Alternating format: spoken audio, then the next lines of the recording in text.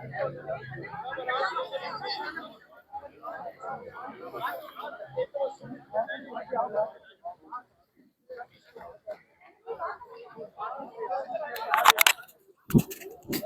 नाजरीन, तो यहाँ चंद कारकुनान को गिरफ़्तार किया गया है और उसके बाद जो है कारकुनान जो है पुलिस के गिर्द इकट्ठा होना शुरू हो चुके हैं और वकला भी जो है वो यहाँ मौजूद हैं।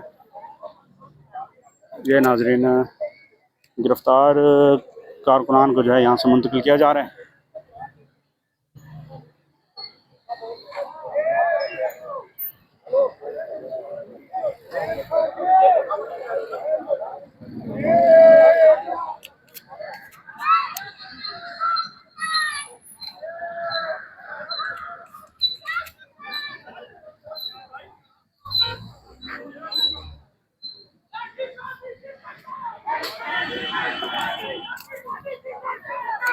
ये नाज़रीन यहाँ नारेबाजी शुरू हो चुकी है पुलिस के खिलाफ।